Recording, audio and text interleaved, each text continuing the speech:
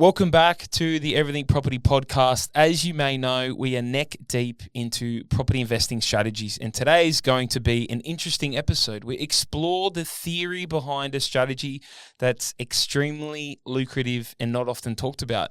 It's a way to own, or for a better term, control property without sometimes paying anything at all for it. Now, it sounds too good to be true. However, our favorite property conveyancer is back on the Everything Property Podcast to talk all things property options.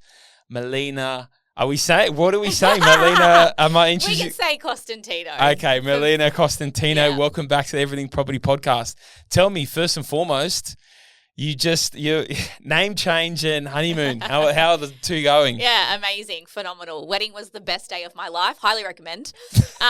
And honeymoon was incredible, absolutely incredible. We were very lucky enough to visit the Maldives. Mm-hmm. Phenomenal. As I mentioned to you earlier, basically you're in a Google image. When you Google it and you look at that, picture yourself in it. That is legit what it feels like to be there. Amazing. I was going to say, and if we use your discount code, we can also get in there a bit easier. Melina Not gets a plug. quite. Yeah. If anybody in the Maldives wants to sponsor me, please feel free to get in touch. Absolutely. Marco influencers. Hey, Yeah. look, thanks for coming on. What's a really interesting topic? I know about it, especially in the sort of development space. However, I'm not seeing a lot of content on it. I'm not seeing a lot of people talk about it. But that is property options. Put options and call options. So, look, if you can, and as best as possible, because us as the audience are lay people that might not fully be across it. What are put options? What are call options? And what are put and call options? Tell me, mouthful, but tell me. Yeah, right. It is a mouthful. Okay, so let me try to explain this as best I can. Yep. A put and call option, or a call option deed or agreement, is a written agreement between a grantor. Now, a grantor is the owner of the land, the registered proprietor of the property, and another party called a grantee. It allows the contract for sale to be entered into at a future point in time. Okay. Yep. Following. Okay, good. All right. Phew. I haven't lost you yet.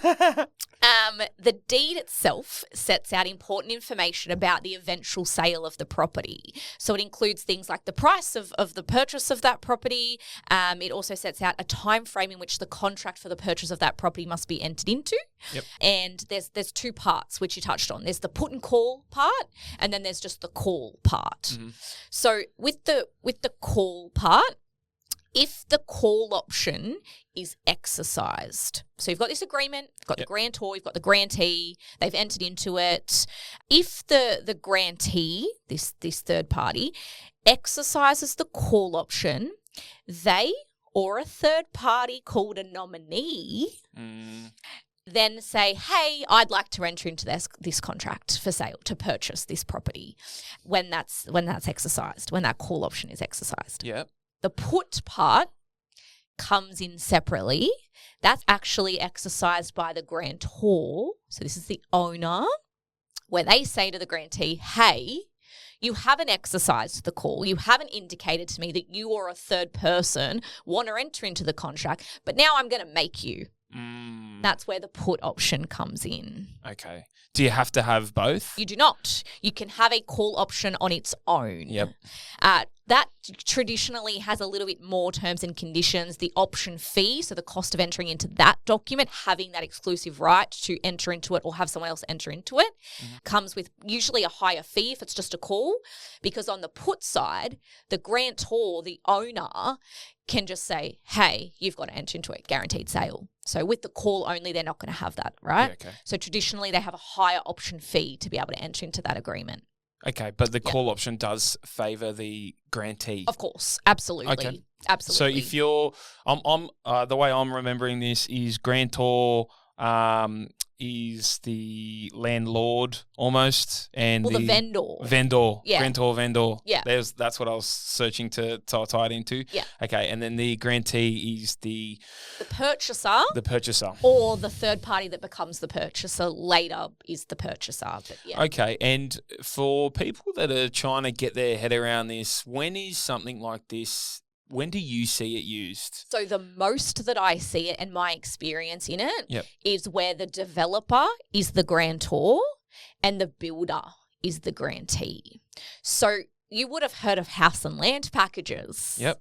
In the background, a house and land package usually comes from a put and call option deed or agreement. Really? Yeah. So basically the way that it works Yep. is that the developer, the grantor, owns a property or several properties. You can have several properties Okay, under so a in deed. this, You hang don't on, have to in have this one. case, the developer's the landowner already. Okay. Correct. So developer owns the land. The builder comes along and enters into a deed with the developer, and they become the grantee under that. They may pay them a nominal fee. Let's call it $1,000. That's the call option fee. And then they will get an exclusive right to purchase or sell that to a third party for a set period of time. That's called the call option period. Mm-hmm. Might be a month, might be 6 months, might be 12 months, right? Whatever. Can be anything. Yeah. What happens here is that the builder then has some little brochures in their sales office that say, this is a lovely home that we can build for you on this parcel of land. Yeah. They sign up that person under their building contract, their building agreement, and then they nominate that person to enter into the contract for the purchase of the land with the developer. Okay. So it's a split house and land package in that there are two contracts. The builder is simply the middle person, but they offer it to the third party as one arrangement. Great for that third party because they're not incurring stamp duty on the house and land price, just the land price. Great for the builder. Why is that? So they're being nominated under the land contract only. The build is a separate contract. You don't pay stamp duty on a building contract, right? Whereas off the plan, where it's house and land, settlement conditional upon the occupation certificate, you're paying stamp duty on the total price. Okay, yep.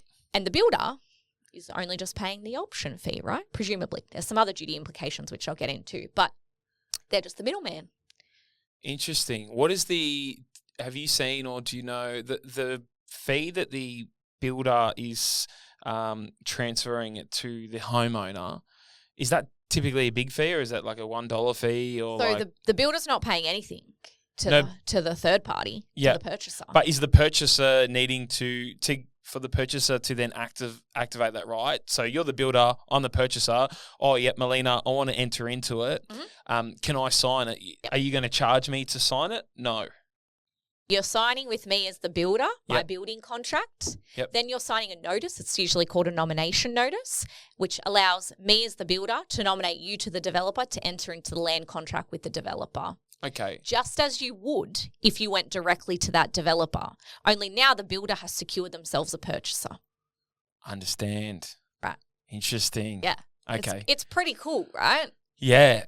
I haven't built a new house and land, so I wasn't aware of it being used in that sense. Where I have heard it used is when the landowner is a general mum and dad, and then the developer wants to buy the house of land. For sure. So, yeah. Do you want me to go into that? Yeah, what would happen in that This is a little case? bit. Look, don't get me wrong. It's still very similar. Yep. But the motivation is different, right? With the builder, they want to get someone signed up to their building contract. Yep. That's the motivation behind it, and they don't want it to affect their cash flow. They don't want to have to buy the land, settle on it, pay stamp duty, have to potentially pay land tax on that because it's part of their holdings. They just want to be the middleman. So motivation's a little bit different, but absolutely, where you have a mum and dad selling their property to a developer, and this happens quite a bit, particularly at the moment in Southwest Sydney because of all of the subdivisions that are going on, right? Yep. Not to plug Southwest Sydney, but also to plug Southwest Sydney because we're really great. But what happens here is there's the developer will do this for a number of reasons, different motivators. Sometimes they don't actually know what entity they want to buy the property in. But you want to secure it still, right? You want to be able to say, no, I'm going to develop this. I want to buy it off you because with the intention to potentially develop it. But I don't know, maybe for tax purposes, what entity to do that in yet. So I'm going to enter into this put and call option deed, whatever the case may be. And I'm going to just figure that out later because I'll have time because I don't need to enter into the contract for several months, potentially several years, potentially. Yep. So around the entity name, but also to the cost. You don't have to come up with the funds right away. You also don't have to come up with the stamp duty right away, because remember, even if you enter into a contract today and the settlement's not for 12 months, you still have to pay the stamp duty within 3 months. Within 3 months of Correct. Okay. So Revenue New South Wales requires stamp duty paid either on settlement or 3 months after the contract date, whichever occurs first. Okay, and the contract date of the option. No, contract for sale of land. So that's why. Yeah, hang on. So 2 dates. One, the contract for sale land, which let's say if it's a 12 months settlement, 3 months after that. Yes. Or what's the other? Settlement. On settlement, which is like 6 weeks usually, right, under a normal contract for sale. Which is after that. But it would be before the 3 months. But it's after, if our settlement's 12 months. Yeah. So I'm trying to break this down so it makes total sense. So excuse me for being painful, but no. So if I'm coming to you with that property and I say 12-month option, we sign up the 12-month option. In 12 months' time, I then need to settle on the property. So that's when I need to pay stamp duty. So if the option is for 12 months. Yeah, option's for 12 months. Yeah.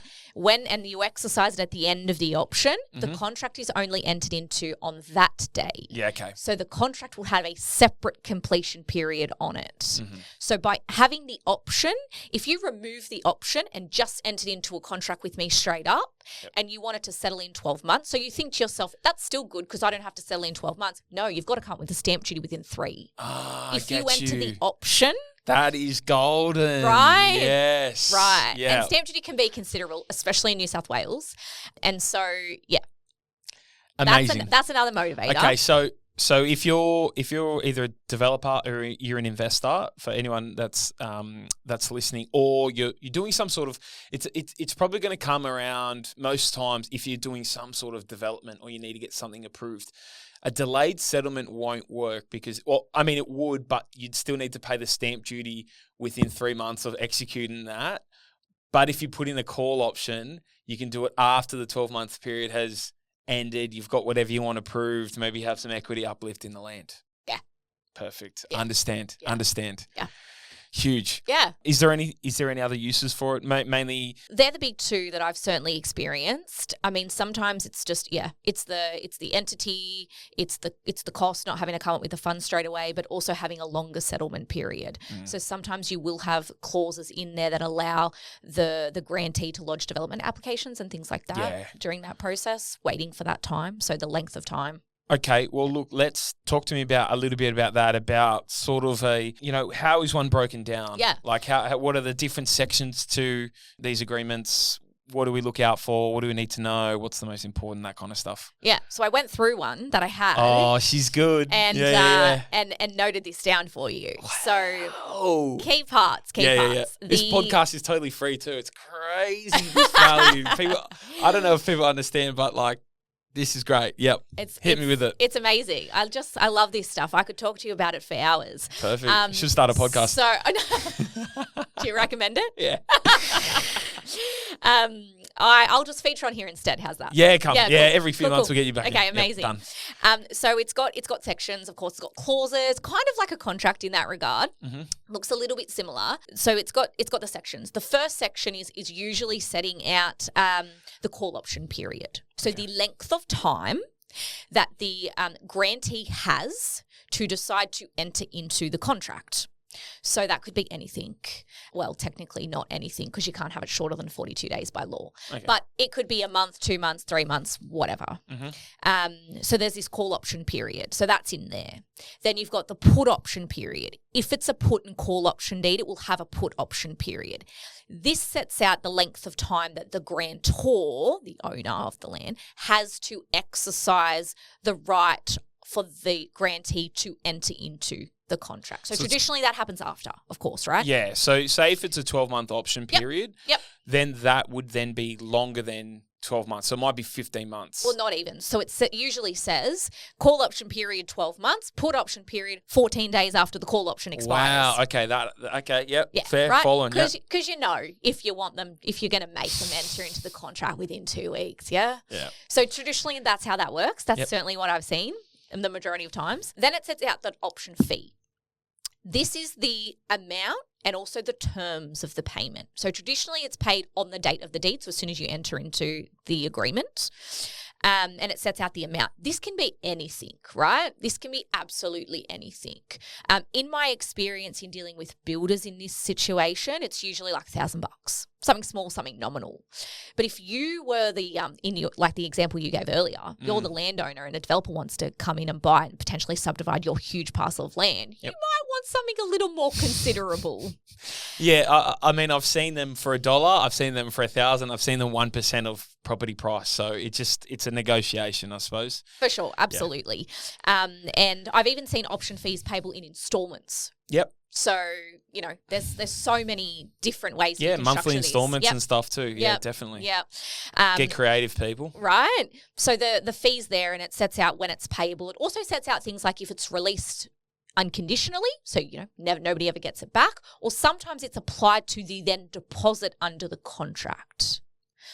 So there's that. So you've got your call option period, your put option period, your option fee. Yep. It then goes into. So let's just quickly on that. So to explain it a little bit further, if it's $1 million fee, I'll say, all right, Melina, it's $1,000 up front. So you're saying that $1,000 can either be yours to keep, and then I need to pay you $1 million when I settle, when the option, when the period finishes, and I need to settle. Or that $10,000 will come off the $1 million at the end, and it will be $990,000. Yeah. Cool. Yeah, correct. Just thought I'd cover because there's two little options to do there. Yeah, perfect. Absolutely. Then you've got how to exercise the options. That's the next part. So you can usually there's the part after that is the it has like a little sheet of paper that everyone signs off on, exercising the notice, yeah? A call option exercise notice, a nomination notice, a put option notice. That usually comes next. And the clause in the deed would say how you exercise it. So, for example, the developer's ready to nominate a third party. They found someone to buy this parcel of land. They will serve on the grantor, the owner, a option notice signed by them, nomination notice signed by the third party, a contract for sale signed by the third party, and maybe a check for the deposit. So the deed sets out how to exercise the option, what you need to serve, what documents, what needs to be signed, if there's a payment, that will be set out next. Okay. So how to exercise it. Same with the put option, how to exercise it. If it's just a call, no third-party nominee, that would be set out next. Yep. Then you've got your execution page. As with any legally binding document, everybody must sign it, must be dated. Yep. That comes next, and it's executed by the grantee and the grantor. So if there is a nominee, if there is a third party that comes later, they're not a party to that agreement. They're just a party to the contract. Then you've got a schedule, and the schedule usually sets out the price that's going to go on the contract. And if there's multiple properties, the prices of each of the lots, each of the parcels of land. Yep. Then you've got those notices I mentioned, call option, exercise notice, put option, exercise notice, nomination notice. Yep. Then you've got the contract for sale. Yeah. By law, an option deed must have a contract for sale annexed to it. Okay. What's really good about this is that if the grantee is going to buy it themselves, exercise the call option, they already know what's in the contract. They know the terms. They have the plans. They've got like 12 months plus to read it. Right. There, so. They've got the planning certificate. Yep. They've got sewer diagrams. They've got everything there already. But what it also allows them to do is issue a draft one to a third party prior to that third party actually formally entering into it and they themselves knowing what's in it. So the contract has to be attached to the option deed, even if it's in draft form, which it would be because the front page will be blank. Yep. But the contract needs to be attached to the option deed. With all the terms. Right. So that's pretty much how it would look. I got a question for you. Yeah, shoot. If the option period is 12 months, what happens if I put an option down on a property, say get I put it down for 18 months, do I DA on it, I get approved townhouses or units or whatever. Yeah. Record timing. Councils have come back. We've worked with them. They're good people. They've approved it after 6 months. I've got my finance after 8. Yep. What then happens? Do I need to wait till the end of the 18 months or I can go straight away? No. The call option period has a start and an end date. Because it can't be any sooner than 42 days, traditionally it will say in the deed the call option period commences 42 days after the date of this deed and ends 18 months after the date of this deed. Okay. So any time between the 6 weeks and the 18 months, you can exercise. Nice, good to know. Yeah, interesting. I think that's a sneaky little one to put in and talk about. So, okay, perfect. Do we have what is typically one of these things? I mean, it's going to be hard because it's going to vary from conveyancing team to legal team and stuff. But what does something like this generally cost? What are we talking? It will absolutely vary. Yeah. And because of the complexity and the nature of it as well, right? No two deeds are ever the same. But I can absolutely give you an estimate because you're not going to let me get away with it varies. It can be anything. Yeah, we don't like that. We don't put a number 2 and we'll hold you to it. Got the cameras rolling. Right? Yeah. So you're looking at, for preparation of one of these things, you're looking at between maybe $3,000 and $5,000. Okay. Legal costs. Perfect. Yeah. Perfect. That includes the contract as well. Yep. Set up, ready for everyone to execute. Correct.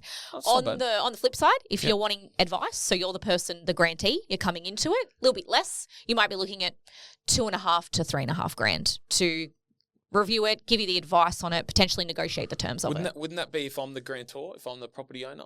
If you're the grantor, you're preparing it. You're always preparing it. Does the grantor have to prepare Grantor prepares it. Okay. They don't have to. There's no hard and fast rule, but 9 out of 10 times that's what's happening. The grantor is preparing it. Why is that? I would have thought if a grantee is like a developer, they would have it prepared and be like, hey, this. Have a look. Well, they may. It may be one of the conditions. It might be like, hey, we're going to buy your property, but we're going to use our deed and our lawyers to prepare everything. That could very well be the case. Okay, cool. But because the grantor wants their best interests, they might go, actually, I'd like my lawyer to prepare it. You get into some arguments there potentially. But look, either way, you've got the cost of preparing it, you've got the cost of reviewing it, and that can happen. The grantor can get advice on one that the grantee has prepared. That's fine. That's absolutely something that can occur. $3,000 to $5,000 and can occur either way. All right, perfect. Yeah? What is there any when we're talking pros and cons? Is there anything else we need to know or need to add into this, you reckon? For sure. Okay, tell me. For sure. There are pros and cons. Oh, look at it. So, I know, I love these. Rubbing the hands together, ready for it. it. Oh, YouTube's in for a treat. Or maybe like a like a Mr. Burns. I don't even watch The Simpsons. There you go. That's my husband's influence. Okay. So I love pros and cons. All right, good. And I can't list all of them. That's physically impossible. There's so many that pop into my mind. But let me give you the big one. Okay, yep. If you're the landowner, which is the grantor, a pro is if it's a put and call option, you've got a guaranteed sale. Because even if they don't exercise, get somebody else to do it, buy it, you can just make them. At the end of the call option period, you exercise the put option, done deal, right? Yeah. And if you're living in the property, say in a situation where it's a developer and a regular mum and dad, and it's like 18 months, sweet, you've got some time to live there, to find something else to do, make another arrangement. And you might have some money from the option fee to be able to go and do that as well, right? Sure. Maybe able to buy something else, start moving, move slowly, take your time. Mm-hmm. Take your time, knowing that you've got a guaranteed sale in 12 or 18 months' time. One of the cons to them, though, is because the price is set out in the deed, if the property increases in value over that time, they're not going to benefit from any sort of equity in it. Okay. Potential con there, right? Yeah, 12 to 18 months worth of growth. Could be 4, 5, 10%. Yep, depending on the price of the property. Definitely. Right. So let's look at that as a con. On the flip side, for the investor, pros. Lots of pros.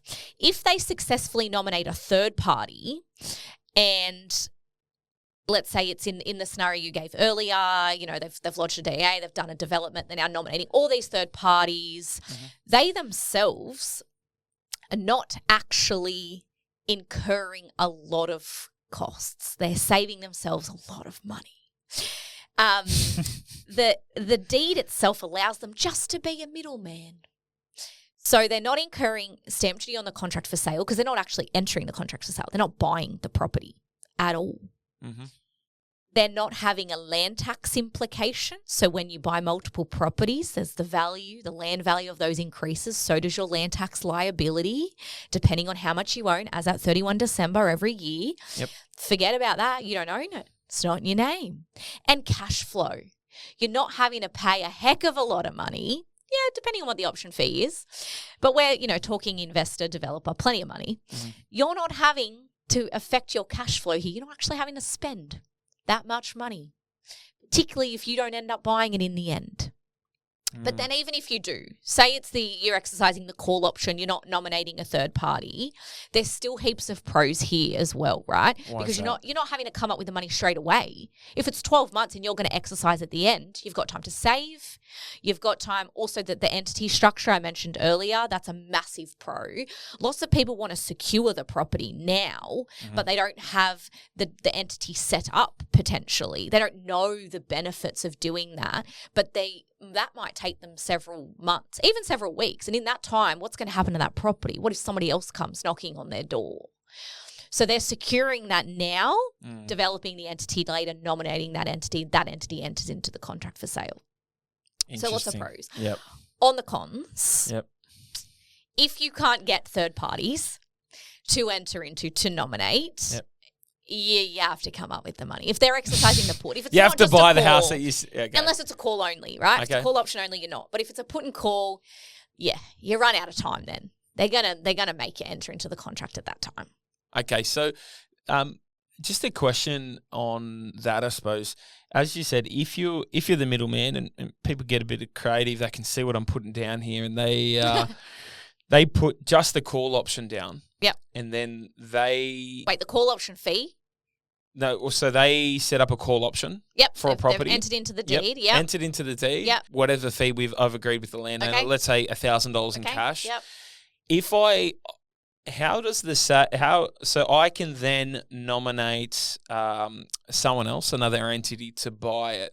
What are the ramifications around, for example, how would the payment work with that extra person? So if I've got a call option on a property and I say, hey, Melina, I've got this call option for $1 million. You want to buy it? Yeah, no worries. I'll put your entity down.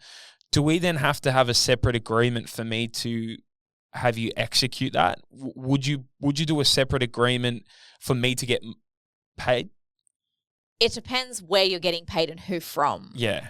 So what I mean by this is, and I'm trying to be creative for my audience, is that if you look at a property and you go, I know I can get this approved, or I know you can put X on this, or I know it's going to get rezoned. If I go out and do a call option with no intention of buying it, because let's say I've got no money, I've got no borrowing capacity, and I go, all right, I know the property, I can get it approved, or I know it's going to get rezoned. Now I just need to find the developer that's going to come in and buy that property for $1 million. Got you. How would someone listening go, how do I set this up so developer's happy because he's buying that property for $1 million and I've done the work, I've found the property, I've talked to the owner, I've paid maybe a little option fee. How are people setting that up to get paid? Okay, this is what they're doing. Yeah.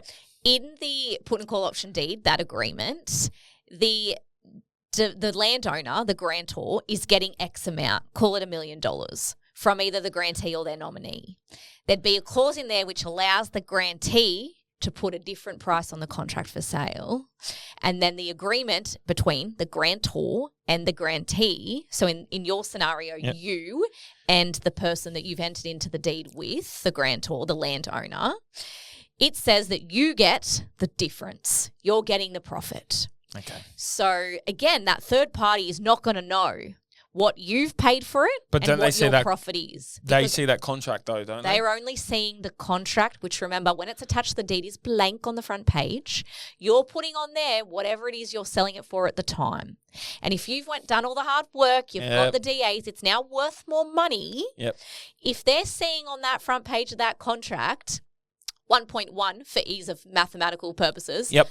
And you've got to pay the developer $1 million, you're getting $100,000. I almost don't want to release this for everyone. No. Look, I a bit of a sneak peek. I've got some people coming on that have have ventured down the put and call option path and have some crazy stories about things like this. So really interesting way of doing it. I then have no stamp duty implications. I have it in that situation. Well, you do. Okay. You do. Yeah. Tell me why. Yeah. Okay. So there's levels of stamp duty that are payable depending. Okay.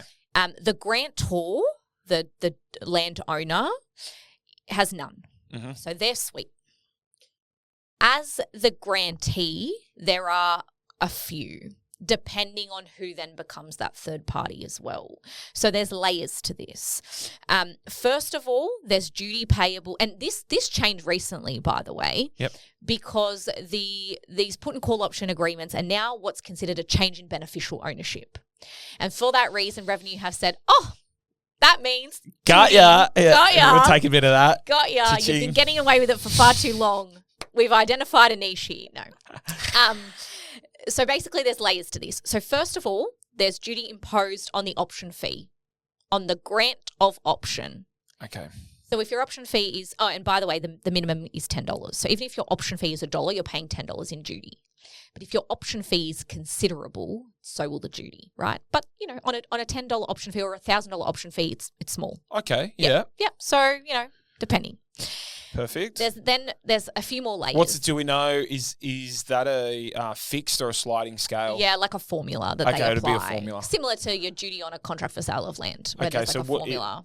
2-3% or something, you reckon? I wish I had the figure for you. Okay. Yeah. But if my option agreement with you as a landowner is only $1,000, how bad can it be, right? Minimal. Yeah, okay. Absolutely minimal. Perfect. That's all right. So you've got that. Then there's potentially call option assignment duty. Then there's potentially duty on the exercise on the notice. And then there's duty on the contract for sale. Okay. Yeah. Are they at different rates or They're different? All different. Traditionally, duty on the notice, exercise notice, is nominal, and that's payable by the grantee, the person that ends up entering into the contract for sale. Yeah. Okay, so the developer entity, that's not me. Potentially. Okay, yep. But then there's also the duty on the contract for sale later once the contract is entered into, normal. Mm-hmm. But at the time that it's exercised, there's duty on that. So in a call option assignment duty case, if we go back to the builder scenario, there's exemptions for them that are available if they meet eligibility criteria, but not potentially for other people. Okay. So when the exemption is around selling it to a third party for the purposes of them building a house on it because they are the builder, right? Mm-hmm. So in that scenario, they're usually exempt from the call option assignment duty. So they're just paying the duty on the grant of the option.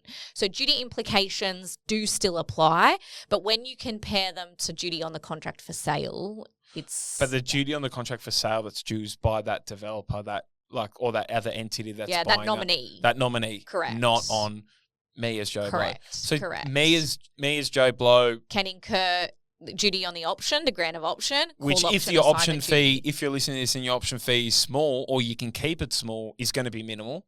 Yep. But then there's the call option assignment duty. That's where you get really tricky. Yeah. And that's actually got to be lodged to revenue for assessment. So that is like a whole other thing. And then there's the two layers of duty later. But if you are nominating, you're not going to incur those two. Okay. So but two potentially, four in total, depending on where. But is that second one on the difference on that money made on the difference of the contract? It's like, what are we talking? Are we talking 3 or 4%, or are we talking 45%? Well, I wish I had the figures for you. I wish I could give you an actual example of this, but I can't. Okay, so build some padding in around there. Okay. Actually, yeah. That's There are some examples actually on the Revenue New South Wales website about how this works and gives you scenarios, if party A did this and party B and C and all of that. So that's actually a really good resource to use to look at to kind of figure out where you would land depending on what it's so dependent on what you're paying, what your intention is, who you're nominating. Like it's real, Okay. Yeah.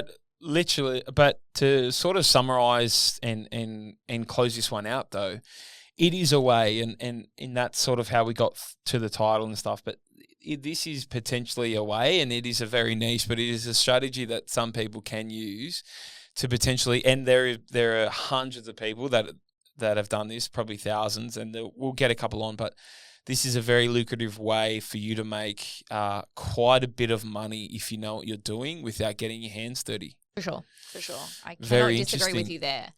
I do have something else on the duty front. I was going to save it for your golden nugget segment. Oh, well, you've But- just led into it. Let's do it. Okay. Melina, I always ask at the end of these podcasts and these interviews, what is the golden nugget? What is one bit of information that you haven't shared on any other podcasts, which I hope you haven't been on since, and that you can give to our audience to sort of summarize today? So when you are the third party, that nominee in that scenario,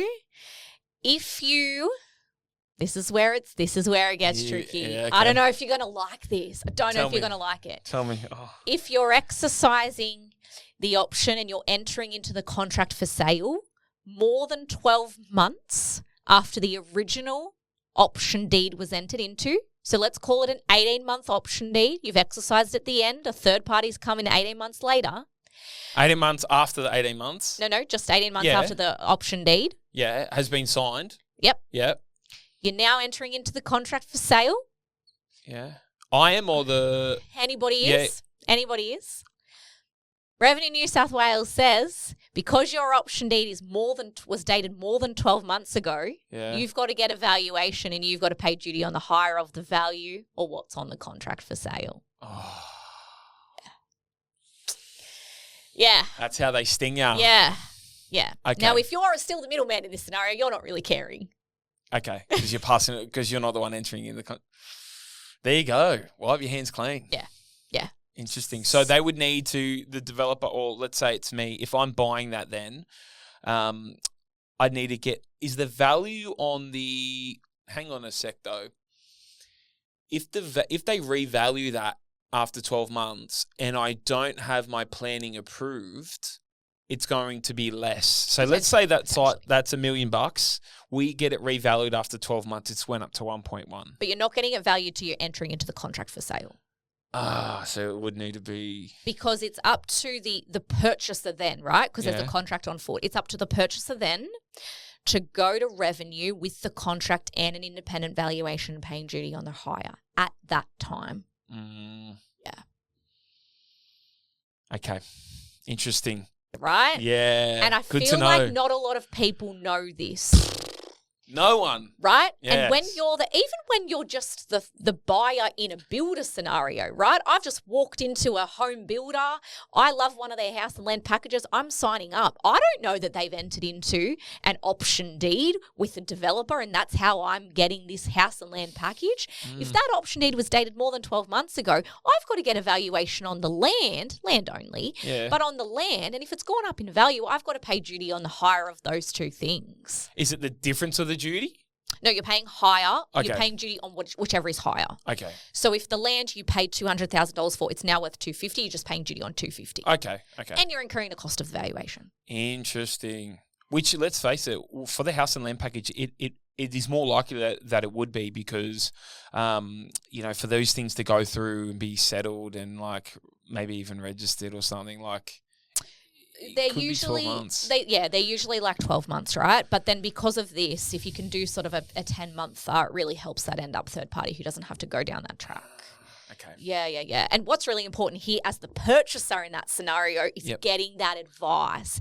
If you're going to someone that doesn't know anything about option deeds, they might not actually know that. And so they've gone, here's the advice on the contract, sign you up, go to pay the duty. We've got an issue. Yeah. I didn't know. I didn't give you the advice But yeah. that there was this deed. So for anyone that's listening to this and does need some sort of advice around this, I will put, that's a great segue because That if you- wasn't my intention. No, but hey. if you need someone on YouTube, I'm pointing to Melina. But if you need someone to get a second opinion or to get some thoughts on this, I'll leave your details in the show notes. But Thank you. to end on, Melina, please tell me, what is a quote you live your life by? I knew you were going to ask me this. Yeah. And I was going to go in one of two ways. I've got to be true to myself here and give just a real Melina answer. Yeah, go Yeah, on. because I've heard the philosophical ones and I love them. They're amazing. But this is what I'm going to go with. And Okay. you'll appreciate this. It's one of those if you know, you know. Yeah. You'll appreciate this. If someone tells you that you put too much Nutella on your bread, stop talking to them. You don't need that negativity in your life.